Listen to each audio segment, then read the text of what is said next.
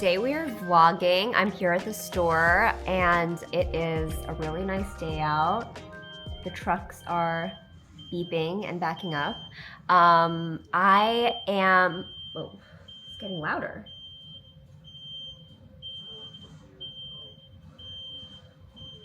Oh my God. So I am vlogging today. Got to Greenpoint and I'm here in the shop. I usually start my day off in Greenpoint on Wednesday. It is Wednesdays, the middle of the week. And I'm really excited to be vlogging what I will be vlogging over the next few days. So this is actually a first for me because usually I vlog like one day. I've never vlogged across multiple days, but this vlog is actually kind of a long time coming because I have been setting up lots of site visits over the last few weeks, speaking to different event venues around the city, Brooklyn, Manhattan, for Stationery Fest 2026. And I just got goosebumps saying that. And my stomach just went into a little bit of a knot saying that because it's like, ooh. So it's something I'm really excited about. We have been thinking a lot about Stationery Fest 2026. We did Stationery Fest 2024. For those of you who don't know, a major stationery event where we invited lots of our partner brands, favorite artists, creators to come to New York, exhibit their brands, set up a market, teach workshops. And we did it in August of 2024. And people kept asking us, are we doing it in 2025? And we announced earlier this year in 2025, Stationery 2025 is not happening because I was having a baby. Neil and I were having Malcolm. Malcolm was born in January. He's now almost 5 months old. And that has finally given me a little bit of time to think about Stationery Fest 2026.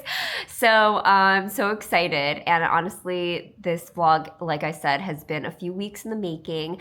I've been reaching out to different venues, just searching, and I have to shout out my very good friend Jess, who actually I just bumped into again after like a couple years of not seeing her. She has been amazing in helping me find some venues because she has an event planning background. So we are going to be looking at venues this week and possibly next week for Stationery Fest 2026. I think we're looking at 4 total. Actually, yesterday was the first site visit. We went to go see Chelsea Industrial, which I took some videos of and we'll put them here for you guys to see. Neil and I went to the city, into Manhattan, drove in and basically checked out this event venue called Chelsea Industrial, which I had never heard about. It was very cool. It was very big and they have a lot of services set up for events basically that would make our lives a lot easier because we went into Stationery Fest 2024 like not knowing anything, and the venue, which is right down the block from here, right down the block from our Greenpoint shop, it was massive and it was beautiful, but there were a lot of service add-ons. So a lot of hidden expenses. You know, if you read between the lines, that means there was a lot of hidden expenses and it just ended up being really, really expensive and something we didn't see coming. So what's good about Chelsea Industrial, which we saw yesterday, is that there were basically all these services kind of included in the venue already, which would make our lives a lot easier from a planning perspective.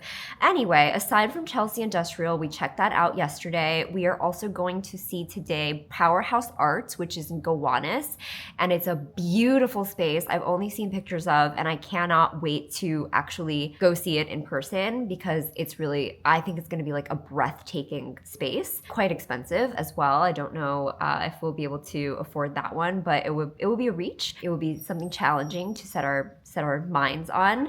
And then we are also going to see Box Factory in Industry City. That will be tomorrow. And then lastly, I'm trying to set up perhaps a visit to a 4th venue, which is in Ridgewood, Queens. So that is what we're doing in this vlog. I'm gonna take you guys along with me to check out these different venues for Stationery Fest 2026.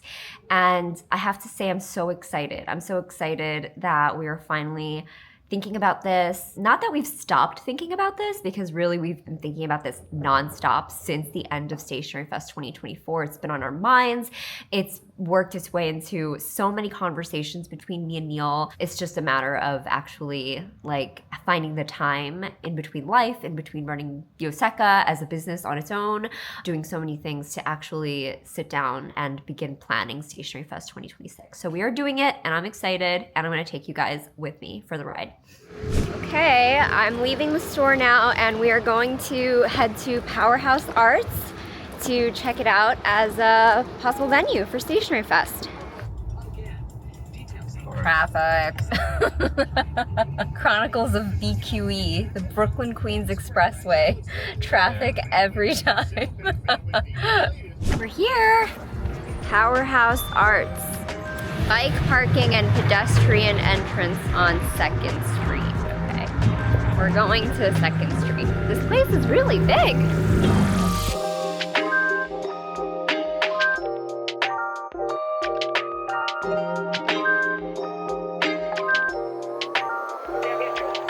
Okay, so we just came back from seeing Powerhouse Arts, which was stunning and so impressive. What'd you think, Neil? Oh, it was great. It was great. It's a little far.